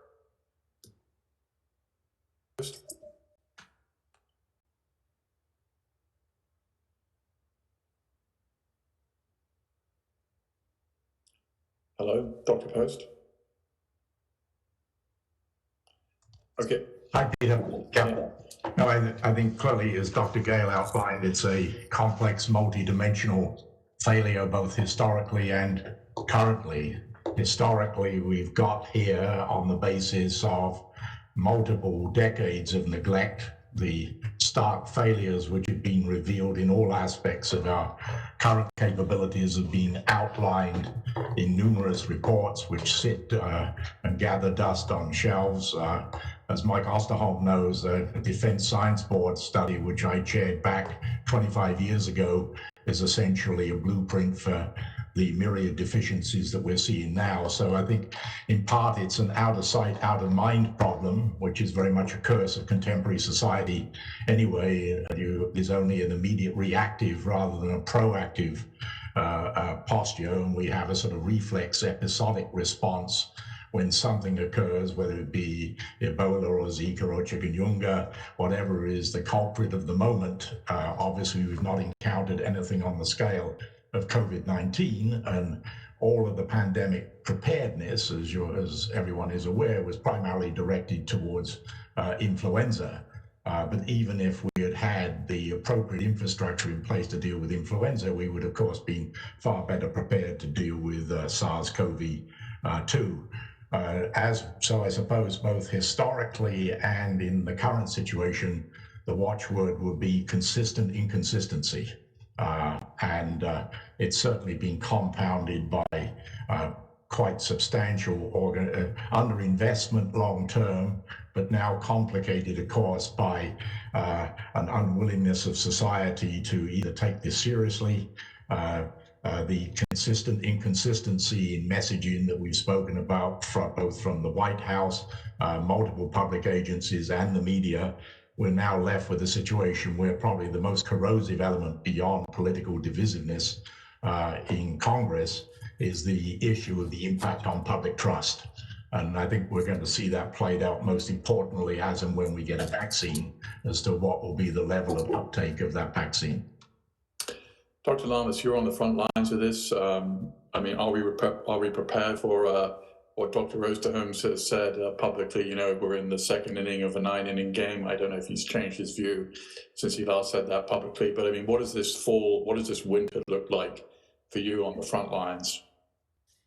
I mean, I think in terms of the question of whether we're prepared, we're more knowledgeable now than we were in March in terms of many things, sort of small things and large. We at least are knowledgeable about the impact of wearing masks. I think it is extremely worrisome and obviously extraordinarily sort of sad and frustrating that we continue to fail to do so in a sustained fashion. Within the hospital, we are better at managing patients with COVID-19 and severe COVID-19 pneumonia. That being said, sort of because of our lack of preparation and sort of the way the response and sort of broader clinical trials work in this country, there are many answers that we don't have that we could have had. We don't and likely won't have an answer to whether convalescent plasma is useful. We do understand the benefit of Decadron. We have thought a lot about early intubation versus being able to wait a little bit longer. These are things that will be different as patients continue to come through with coronavirus, and if there is a broader surge. That being said, I think there have been opportunities to be able to really ask and answer sort of in a systematic fashion questions about what works and how to benefit patients that we don't have the answers to. I think there was a huge emphasis initially on ventilators. That emphasis was important, but really I think the emphasis should have been on things like masking, instead of, really pushing this ventilator question. So there are things that will be different the second time around, if and when that comes. But I think that there are also ways in which we could have been better prepared than we are now. When you've done sort of back of the envelope math, using certain kind of common assumptions, you've said that we're probably looking at 800,000 deaths, given the kind of, is that kind of where you still are, and kind of what should we be doing given what our other panelists have said so far? For me, I didn't quite hear that. Was that for me? Yeah, sorry. Thank you. Okay, thank you, Peter. Well, first of all, thank you for having me, and it's great to be with this august group of experts here. At this point, I think that the number of 800,000 hopefully will be high. And I think part of that, as you just heard, has been some dramatic improvement with regard to treatment. And the fact that we've seen mortality rates drop by almost a fourth in terms of what they were in the early days of the April house on fire in places like New York, Lombardy, region of Italy, and so forth. And so we've done much better that way. I think what people don't yet understand is, you had cited me earlier being in third inning, I think maybe fourth or fifth, but let me just say there's a lot left to go. I don't think quite get this yet. The fact of the matter is that this virus is a real challenge in terms of something as simple and yet is every bit as critical as durable immunity. We're not quite sure yet just how much vaccines can or will protect for the long term. We don't know how much immunity we're going to actually really realize as a result of natural infection. We're already seeing breakthrough cases where we happen to have the isolates from the first infection and the second infection, or at least the genetic material to be able to determine these were truly two different infections. And the fact that we even have 8 of those already, given the likelihood of having one patient with a viral isolate, let alone 2, it says that this is a much more common event. And we recognize with our work with SARS and MERS that this was likely to be a challenge. So we've got more curveballs to go. And I guess I would say the one thing that I find deeply challenging with this is still what I would call a unwillingness to basically think about this in a way that is different than past pandemics. We need really to be, our creative imagination needs to come to play here. Because I think that we could be dealing with a pandemic like this for many, many more years to come. Not saying it's going to be exactly the same as today, but this virus isn't going to go away soon. Dr. Gale, you're working on kind of the committee at National Academy of Sciences that's trying to find a way to more equitably distribute vaccine or vaccines. To the extent that you can talk about your work publicly, how do you do that? Yeah, thanks. And the report will be out in October, and we were asked, we had a pretty tight deadline because, as everybody knows, there's a pretty brisk effort to try to bring vaccines online and to try to have a vaccine available perhaps by as early as the end of this year, early next year. And that it was pretty clear that there will, in the beginning, not be enough vaccine for everybody. And so there needed to be some way of thinking about how would you allocate this and what would go into thinking about an allocation framework that was in fact equitable and took into consideration the populations that have been most hard hit, most vulnerable, populations who already had faced health inequities, et cetera, and looking at a way of thinking about this. And so, what we tried to do, and as many people know, the National Academy do a lot of different kinds of studies and always bring together a wide range of people with different expertise. So we had demographers, we had economists, we had lawyers, we had epidemiologists, virologists, et cetera, all coming together to weigh in on these issues. And what we tried to do was to come up with first a principle of kind of ethical foundational principles based on this particular epidemic and what were the things around, maximizing benefits, fairness, equal regard for life, etc. So we came up with a range of kind of guiding principles and then developed an allocation framework based on risk, both risk of getting the infection, risk of getting severe disease and mortality, and then risk of having a negative impact on society, because we know that, while this is a public health crisis, it has also had huge economic and social implications as well. And so we put all of those things together and came up with 4 different phases for allocation. And again, with the idea that ultimately, when there's enough vaccine, everybody should get it, but that in the early phases, we had to make some hard decisions of who would be in that first phase. And I won't go into all of it in great detail, but it does look at putting in the very first phase, for instance, healthcare workers, because we know that healthcare workers, both even though there is more protective equipment now, still are putting themselves at risk doing their jobs, and that if the healthcare system crumbled, we wouldn't have people around to take care of those who are sick. So, we made decisions like that. But even within healthcare workers, it wasn't, this is all going to doctors and nurses. There's a whole range of people, including those who do home care, or people who take care of people in nursing home facilities. Oftentimes, those are women, often women of color. So we weren't looking at, only those who, had the high status jobs, but looking at people who were at greatest risk. And then we went on to look at older adults, who we know have also had most of the severe illness and death, as well as people who live in congregate settings who are at great risk, et cetera. So anyway, without going into all of the 4 phases, we really tried to take into consideration, who's at greatest risk, who's at greatest risk of getting the infection, greatest risk of dying, and greatest risk of having severe consequences for the society. Dr. Post, obviously, if we had better diagnosis, faster diagnosis, wider diagnosis, some of these issues would be ameliorated. So what can be done about that? Well, again, I've long argued and sadly confirmed by events in the current pandemic that I view diagnostics as the most neglected component, the true orphan in the myriad patterns of neglect across the entire biopreparedness spectrum. So if you could indulge me in a little bit of alliteration, I think there are 6 S's here. The first is situational awareness, real-time situational awareness, because without that, you're flying blind.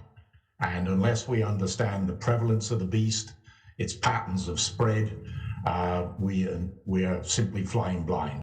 It is even more proactive than that. The second S would be surveillance, global biosurveillance. What is the likely threat spectrum? What is likely to be coming at us? What is the most likely zoonotic opportunity? The third S would be speed, that once the beast is in our midst or is suspected, we need to be able to mobilize rapidly. And I think what we've seen is an abject failure of the CDC, both as a combination of technical incompetence as well as hubris and arrogance to belief that they could produce a superior test. We lost an entire month during that period. That notwithstanding, the 4th S will be scale. Even if you've got a robust and reproducible test, you've got to have this produced at scale. And the planning must be in place for the infrastructure, not only to manufacture at scale, but to distribute at scale across a network of centralized mega laboratories capable of very high throughput, and also distributed point of care and point of need diagnostics. The logistical challenges are daunting. You'll see various estimates, but let's say a target of 6 million tests per day is probably going to be needed to guide us through the upcoming fall and winter session. The CDC, in addition to its initial ineptitude, should have been far more proactive in engaging the private sector. And there's a critical lesson here, not just for diagnostics, for therapeutics. PPEs. Wherever you look in the preparedness equation, US government agencies have been negligent in not engaging the public sector in a suitably proactive way for rapid mobilization. The fifth S would be standards.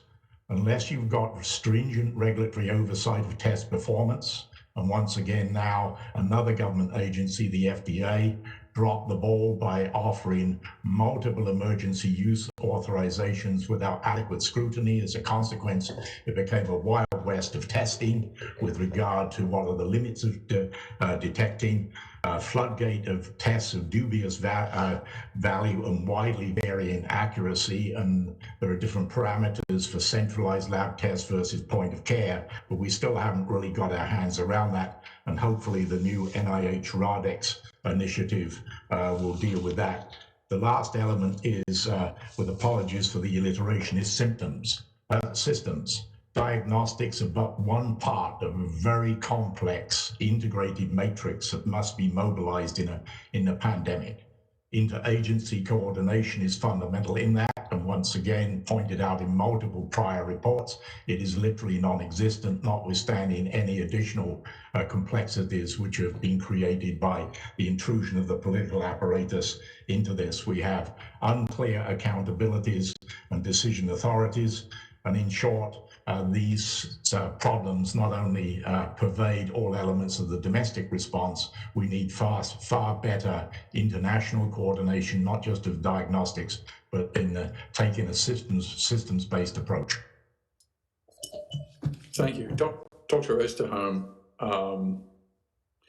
and anybody else who also wants to jump in. I mean, so the CDC just last night kind of took off this guidance about aerosolized transmission, which is a widely recognized scientific fact at this point.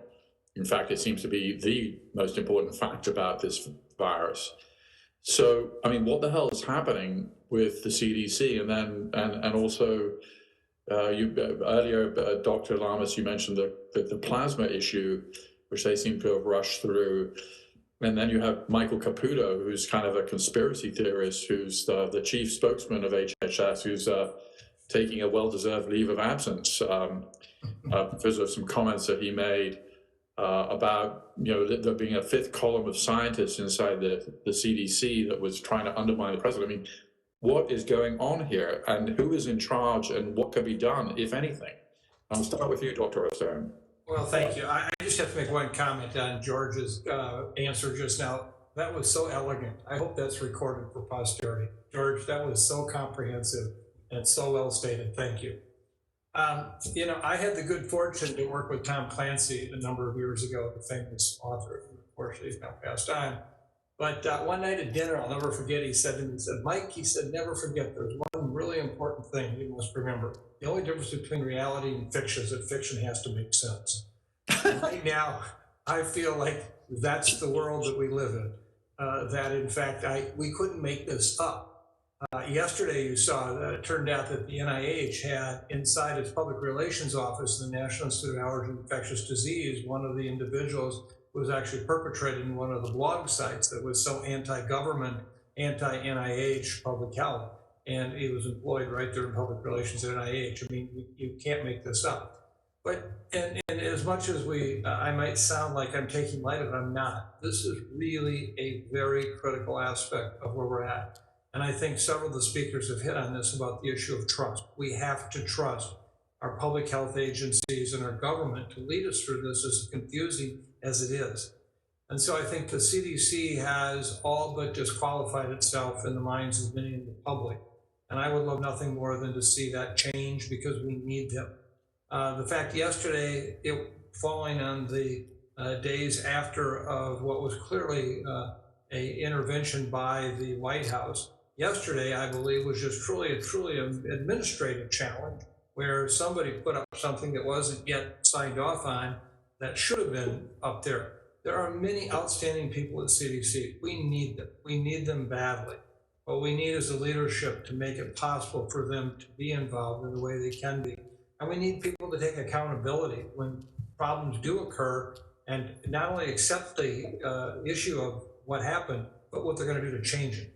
And I think that's true at the FDA. George hit on the issue earlier about challenges about some of the emergency use authorizations and the validity for which they were issued. What does it mean? You know, can we have confidence in future ones going forward? So I think that we have a lesson here that public health is more than just action, it's trust and action. And if you don't trust the action, then the action is not going to be very successful. And I think that's where you're hitting right now. So I'm no longer going to write factual books. I'm going to fiction. It's easier. It's easier. And I would just like to maybe add to that. I think it is easy at moments like this to doubt these agencies and to really worry about the competency. I worry less about the competency.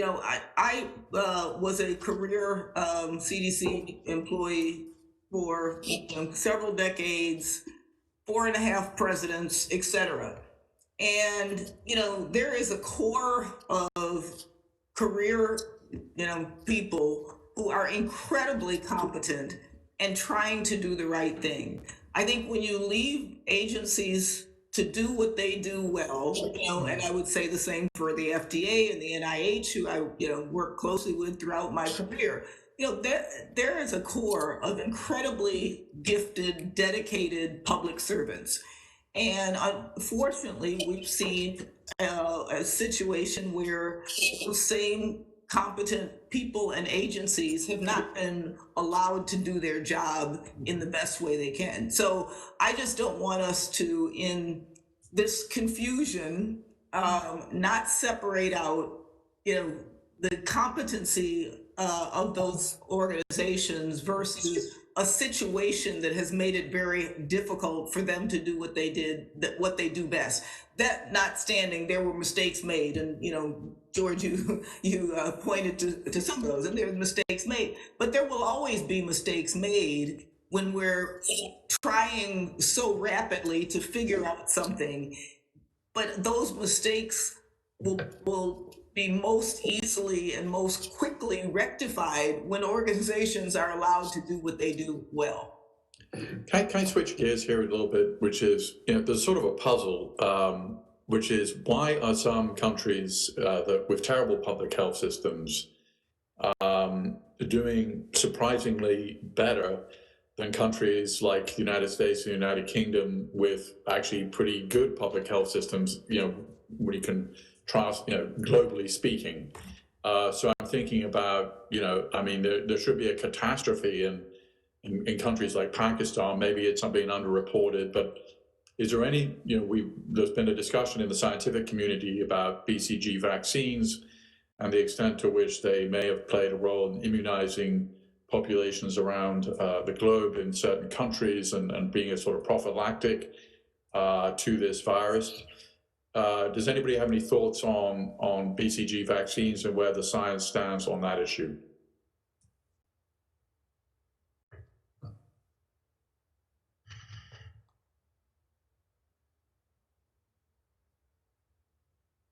As it's referred to, am I on?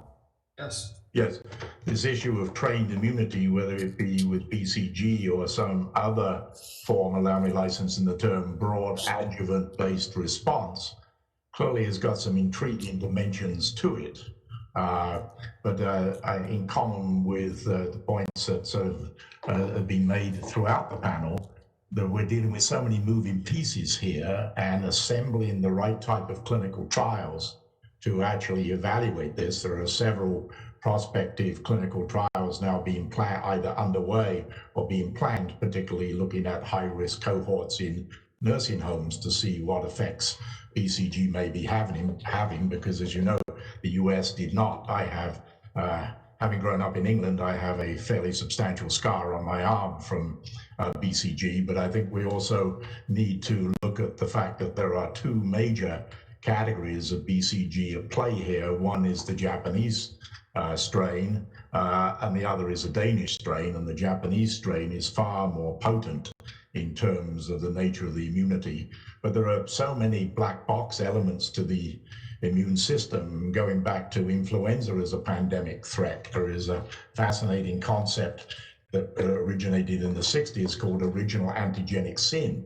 Namely, does the first strain that you get exposed to in early childhood actually create an immunological imprinting that gives you a superior response to closely related influenza strains, and that there is at least some circumstantial evidence to that. But again, these are threads blowing in the wind from which we can't yet create a definitive rope. Dr. Lamas, earlier Dr. Osterholm said this is something that we'll be living with for years. As somebody who's on the front lines as a critical care doctor at Brigham Young, I mean, what does that mean for you as a practitioner, for your colleagues, for the nurses, for the people who work in hospitals? How do you, I mean, reconfigure the system so that it kind of allows for the fact that this is not going to go away next year or in 2022, and it's kind of just a fact of life that we'll be living with for probably decades? Right. So, I mean, the way it exists right now in Boston, where I work, we have here in Massachusetts a fairly, low burden of coronavirus right now, and sort of low transmission rates. And in the hospital, we have coronavirus is something that we think about for patients who whose symptoms might fit. So everybody in the emergency room is tested for COVID-19 if they are going to be admitted to the hospital.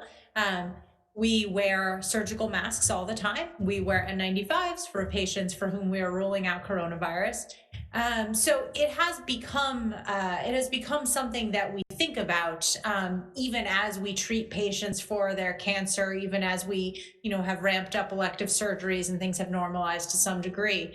Coronavirus is there in the background. We have patients who are very sick with it. We have patients who we think might have it and then ultimately end up testing negative. I think on the sort of human level, everything still feels in limbo. We still don't let families come nearly as much as they did before. And that is every day, that is a poignant and rather sort of tortured issue.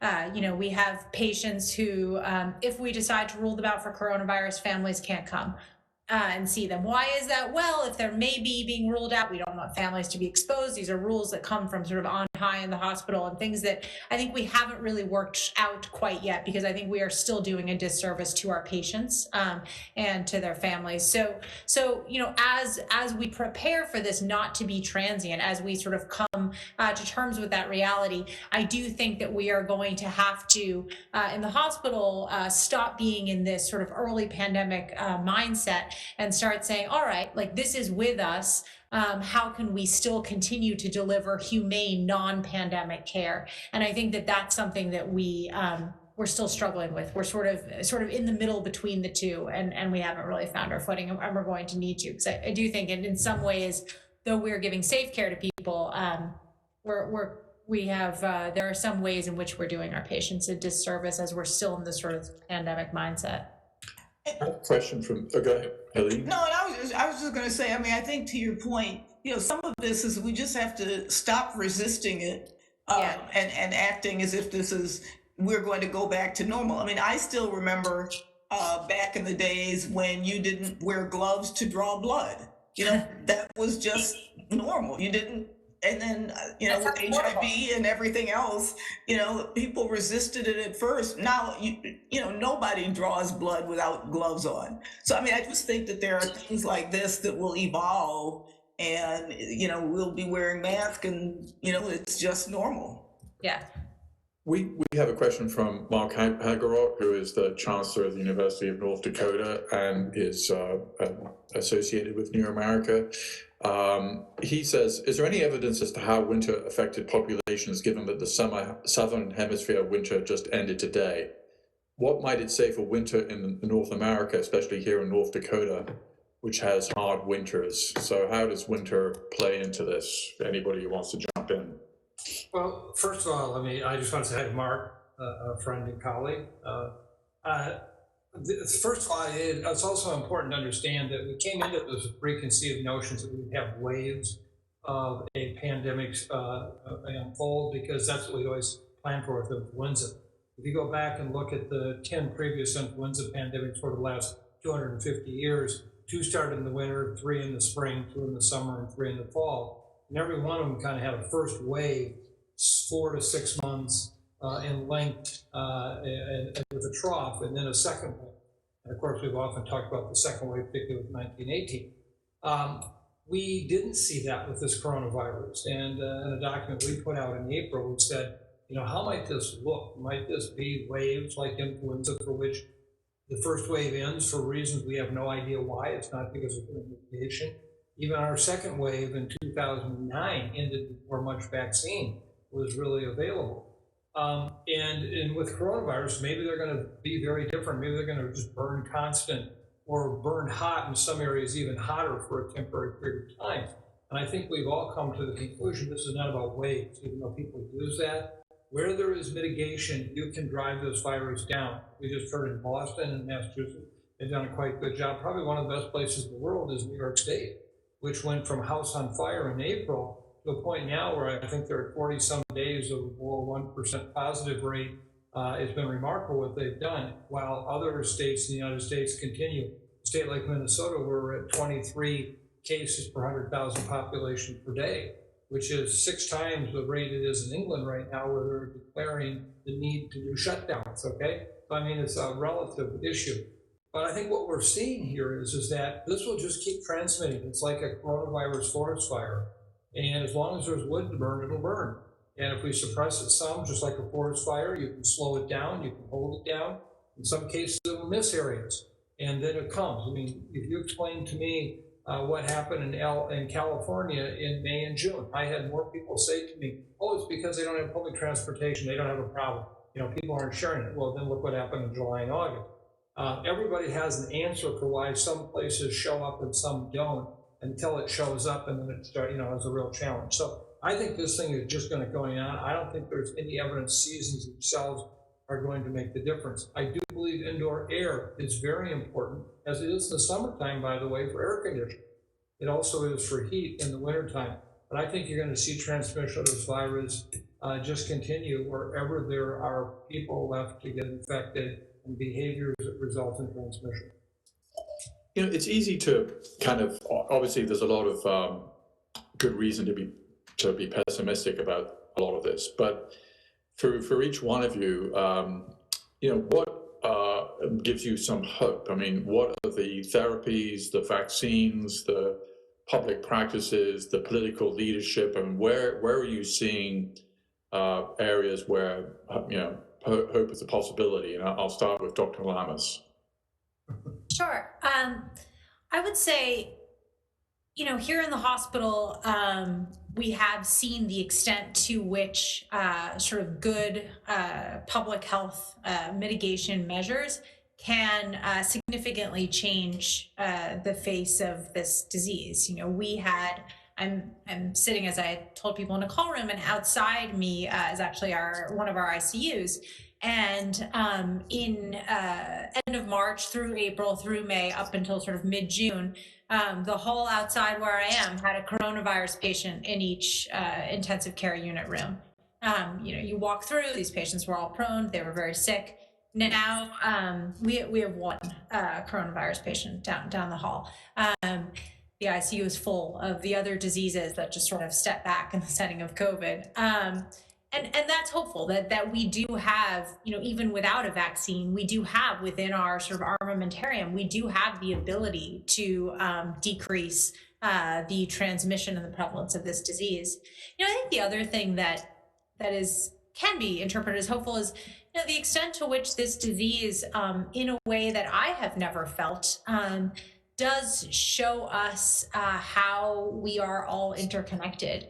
To me, I felt that in a frightening way at first. You stand in a room and you realize that what this patient has is something that you too can have. But there's also something positive about that, in which it forces more, and I hope that as a country we can sort of recognize that, my doing the right thing helps somebody who I will never meet. And I think that there is a power to that I think this isn't too much of a sort of Pollyanna view, but But I think that that's something that we feel and see in a way that we haven't before. So I hope that we can recognize that. I hope that that can be something that we take from this. Dr. Post? I think that the principal cause for optimism will be on the vaccine front. That's at risk of stating the obvious, but then one has to apply all the caveats that Dr. Gale and colleagues are wrestling with regard to how do you triage activities. I think that, having been the Chief Science and Technology Officer for SmithKline Beecham, now GlaxoSmithKline, we had the largest vaccine division. One thing I'm very encouraged by is the level of cooperation between companies, large and small, in this effort. But I think there are still a lot of unanswered questions with regard, again, to the bug immune response. Mike Osterholm talked about it earlier. What we're going to have to look at is what is the duration of immunity elicited by the current first wave of vaccines. Will we then be back into a situation logistically if immunity doesn't have substantial duration? Will we find ourselves back into the need to revaccinate annually or at least relatively frequently? And that has obvious implications not only nationally but globally in trying to immunize 7 billion people. The other variable, which at the moment doesn't loom that large, is what is the level of mutational drift in the beast? We've clearly got a number of strains which are emerging. Interestingly, some might suggest that they have less virulence but equally high contagion, if not higher contagion. But I think we're going to have to look at that. Clearly, the mutability of SARS-CoV is less than influenza and HIV. So in that sense, there is at least some measure of hope. But I think the key issue is going to be vaccines. And then I think the other cause for optimism, which has a sort of a duality to it, is the fact that sadly, if the types of numbers that Mike is talking about, and today we had the University of Washington suggest 400,000 deaths by the end of 2020, will we actually begin to get a sufficient in-your-face problem that people will begin to really take this seriously at the societal level, and many of the kind of very effective containment issues that can be achieved just by people exhibiting civic responsibility can in fact at least reduce that. But I think that the key issue is going to reside with the vaccines, and again, very pleased to see corporate cooperation, and at the same time I think we will be looking at a second and third generation of vaccines. Dr. Gale? So this has been so bad and so awful that, maybe this will teach us some lessons that we needed to learn as a society.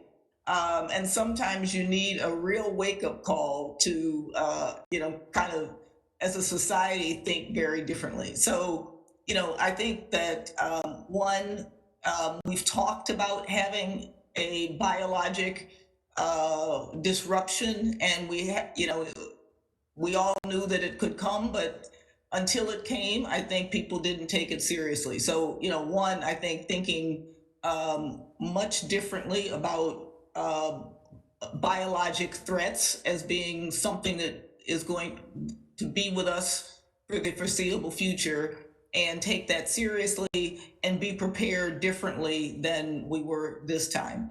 I think, as George was pointing out about the science, I mean, we have done things at lightning speed that we often thought wasn't necessarily possible. The fact that we can, in parallel, look at vaccine phases in a way that has really sped up, the work around a vaccine, and that we're using different kinds of platforms than we've ever used before, like the mRNA vaccine vector. I think there's all sorts of new science that's coming out that we would just have done in a different way. I do think that this caring about each other is something that has happened. And, I think about how we used to kind of laugh at Japanese tourists who wore masks and thought that that was so quaint. Why would you do that?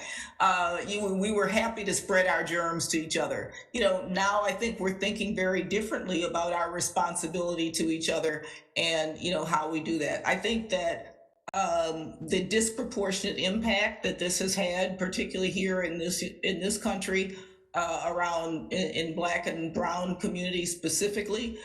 We all talked about health disparities. We all knew that there was health inequities, but this highlighted it in ways that I think has really shaken people up, and hopefully, we'll think about it. And then finally, I just think on the, kind of on the economic and societal side, the fact that, we have been willing to do things to bring financial insecurity, hold it to the lowest level possible through things like the CARES Act and things that the idea of giving cash to people so they could pay their bills was something we were, as a society, we're not willing to talk about. We're now doing things that are helping people in ways that I think could be extended further as we think about how do we make, our country a more equitable country overall. And I think our workplaces are going to be different in the future. And this is also helping us to think differently about workplace, and some of those sort of things that I think are kind of corollaries to the public health aspect of this. So, something this bad, we better learn something from it. We better have some things that make us a better society, or, this is all for naught. Well, that's a good segue to Dr. Osterholm, who wrote a great piece in Foreign Affairs, sort of basically outlining kind of what this might mean for a future flu pandemic, or what was what's the headlines from the piece, Dr. Osterholm? Well, I think the key message is that this is not the big one. As bad as this has been, surely we can envision with reality a much worse pandemic scenario. Influenza will remain the Lion King of infectious diseases today. I believe that to be the case. The potential for a 1918-like pandemic where the primary morbidity and mortality occurs in young, healthy adults at a substantial rate is surely a reality. We have created on this world today the perfect Mother Nature lab for that. As we speak, there are about 32 billion chickens on the face of the earth. 1/3 of all the birds on the earth today are chickens to feed the protein needs of the 8 billion people. There are 390 million pigs on the face of the earth today to help feed that same 8 billion people. If you want to create the most amazing mixing vessel for creating flu strains that will guarantee future flu pandemics, we've done that. And so I think we have to learn from this pandemic to understand that this was, as bad as it is, I wouldn't call it a warm-up, I want to minimize it too much, but it is just a first chapter in what surely will still be an unfolding book of pandemics in this world. So we better learn from this. I liken this to an old 727 going down here, but instead of having any passengers, it has 4,872 black boxes. We need to examine every one of them so that we really do learn for the future. We got to stop putting out reports, putting them on shelves, and then feel like we've checked that box. We have a lot of lessons to learn, and I think this panel has done a very good job today of elucidating a number of those lessons that we need to learn and apply to the future. A political question about the World Health Organization and also about China. I remember the World Health Organization at one point publicly saying that this was going to be sort of like the flu. And it's not clear to me if that was because they were getting Chinese misinformation or they were just misinformed, or it was early. But clearly, when the World Health Organization is saying something like this, people take it seriously because they think that the World Health Organization knows what it's talking about. So sort of a two-part question. Yeah. Was the Trump administration right, not necessarily to withdraw funding from the World Health Organization, but at least to sort of say that they were, getting things wrong? And two, to what extent were the Chinese clearly were covering up? The question is it just local Wuhan officials who are kind of covering it up, or was it a wider systematic cover up by the Chinese Communist Party? So anybody who wants to jump in on either of those. Well, I welcome the chance to jump in on this because I find this to be an interesting discussion. You know, we're just a small little center in the middle of flyover land in America, okay? Just a bunch of old college people getting together. And on January 20th, as I said, I put out a statement saying this is going to cause our next pandemic. We had all the reasons laid out. We had no more access to information than surely our government did. You know, we had social media, we had some contacts in Wuhan. We were assessing the situation throughout Asia as we're seeing ongoing spreading transmission. On February 20th, I wrote an op-ed piece in the New York Times saying, let's get on with this. This is a pandemic. We need to change the conversation from the fact that we're going to somehow smother this to we got to get prepared. What's coming? You know where I took the most heat from? My public health colleagues who said, why in the hell are you continuing to scare everybody? You just scare people. And it was interesting to the extent to which we all were in denial about what might really be happening because we didn't want to believe something like this could happen. And, you know, I've moved on from that. You know, we're past that now. But I think that there's a part of the human psyche that doesn't want to believe things like this happen, and the first statements are denial. So did the Chinese officials at the Hubei province or Wuhan try to hide it? Absolutely they did. But I don't believe that was a systemic Chinese government effort at the time. We surely had enough information, so I always find people who say, well, they were hiding it. Well, then how did we know what was going on, okay? If it was being hidden and so on. The second thing is I think we're going to have to help ourselves understand that, you know, this is a challenge. Some of the talking heads today who are out here talking as experts about this pandemic were the very people that were highly critical of our work back in February saying, you're scaring people. The flu is much more important. A major medical journal in late February published a cartoon, a whole-page cartoon, showing all the reasons why flu was more important than this particular pathogen was and why we needed to get back and focusing on flu. So I think let's a do-over. Let's forget about all that other than to say we got to remember for next time and make sure that we don't dismiss this possibility. And I think that's what set us back as a whole. It wasn't just one government. It was a collective mindset, I think, that set us back. So could I come in on that and not only building on Mike's typically eloquent remarks, I think that there's a far more systemic issue we have to address here, which is not just the issue of whether the US should or should not withdraw from the WHO. I've got views on that, but nonetheless, it is the fact that what is the actual authority of the WHO to implement the international health regulations and essentially eclipse sovereignty? That's at the core of this debate. And until we actually have a framework in which we actually have a supranational agency such as the WHO fully empowered to not only investigate, but to demand transparency and to have site inspection capabilities, we will have this level of obfuscation and lack of transparency. In this case, it happens to be the Chinese, but we see similar failings going back even in recent years, because if you've got a particular component of your economy which is dependent upon not revealing something, I mean, you could go back to Chile a few years ago. If they had not complied with the IHR in declaring cholera, that they would have taken an enormous economic, well, in fact, they did take an enormous economic hit on their food exports. And so we need to look at this once again as a sort of multi-dimensional issue, but it comes down to funding, the authorities vested with supranational agencies, and with, again, apologies for one more deep for diagnostics, we need comprehensive global biosurveillance to address the type of zoonotic genetic assortments that Mike was talking about, where you've got humans, pigs, and poultry mixing on a daily basis. Obviously, we've added to that brew now not only coronavirus, but there are others, maybe not with pandemic potential, but nonetheless significant economic disruption. And let's not forget that just in the US, we have a $3 trillion agricultural economy, which could be equally decimated by an epizootic, whether of natural or nefarious origin. Dr. Gale?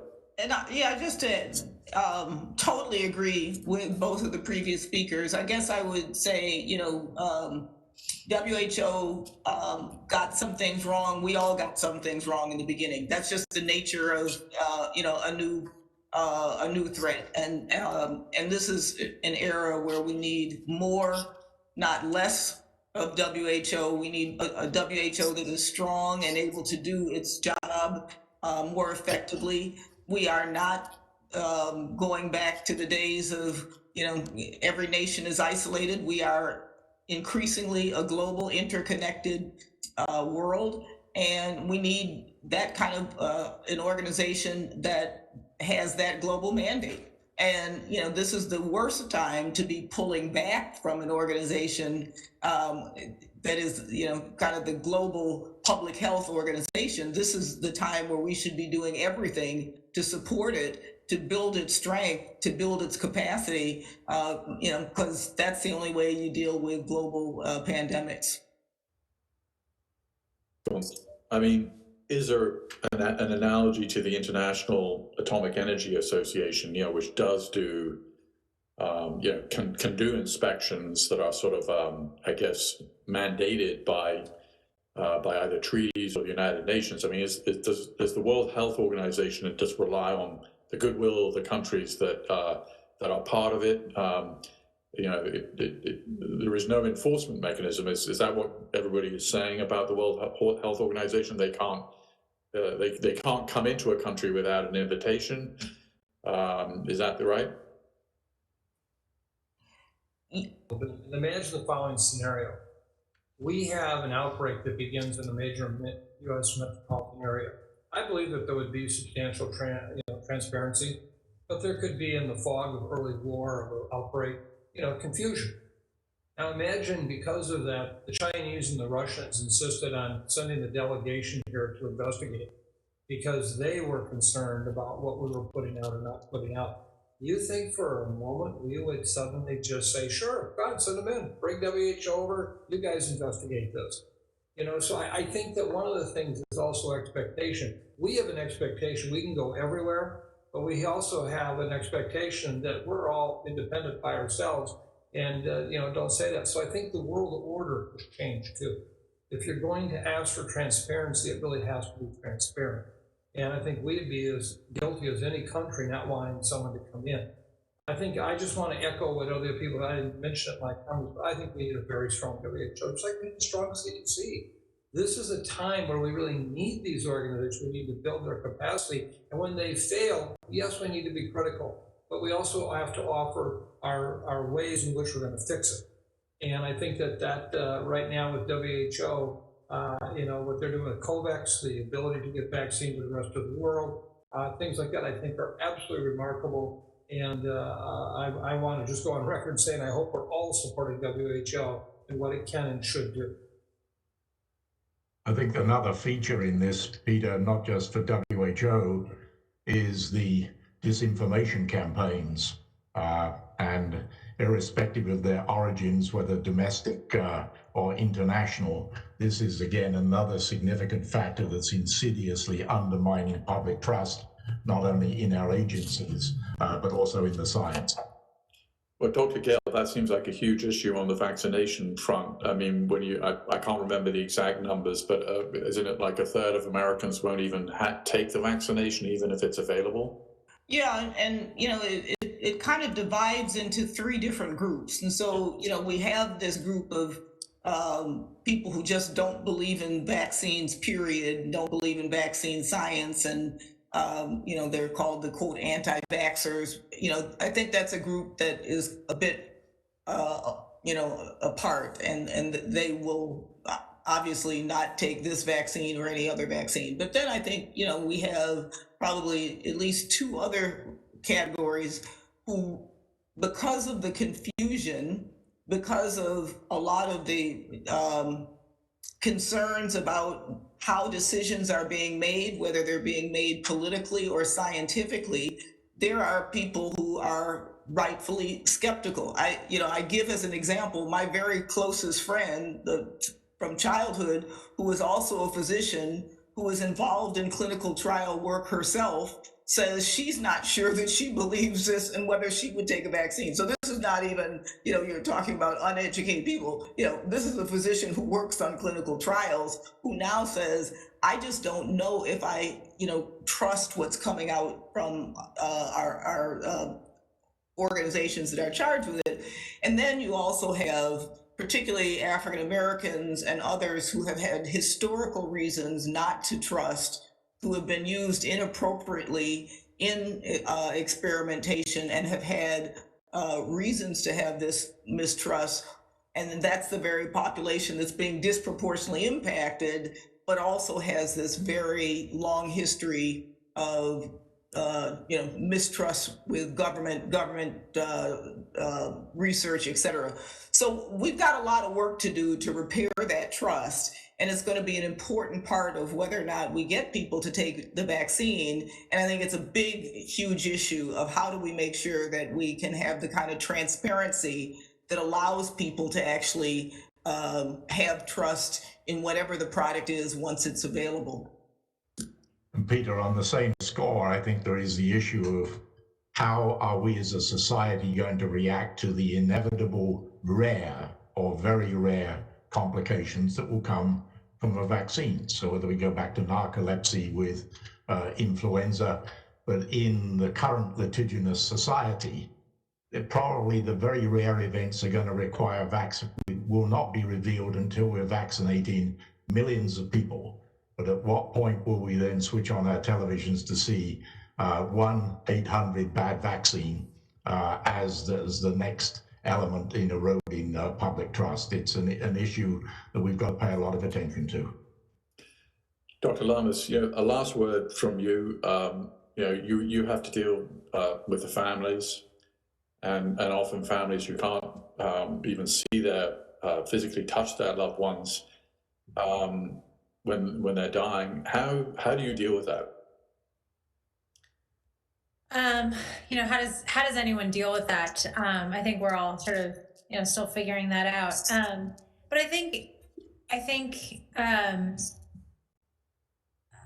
one thing that's important, I'm thinking about somebody sort of I'm struggling with now, but I'm thinking one thing that's important is that we want to be able to know that that we're able to tell somebody with certainty that that we've done everything, and that we have given this person the very best chance to survive. And I think that's when we really do need data. And I think that we people who get this virus, we owe each of our patients the very best care that we can have. We owe each of the families that we tell we've done everything to, that this is really true, that we know that we've done everything. And I think that's why, we do need, as we've been saying, sort of high quality clinical trials. We need to understand what the course is of this disease even better than we already do. And I think it's for these families who often have their own guilt. Perhaps they have been the person who transmitted coronavirus to the loved one who lived with them. Often that's the case, and they survived, and this other person did not, or the other person might not. I think that there's a great sense of sadness when it seems that this is something that, had they gotten sort of the correct counsel about what to do, that this could have been something that would have been avoided. And so I think that there's a great sadness. And I think that that's something that, we're all sort of going to carry forward with us kind of forever. And hopefully it can sort of fuel us to make real change. Dr. Osterholm, for a brilliant presentation. Thank you. Thank you. Thank you.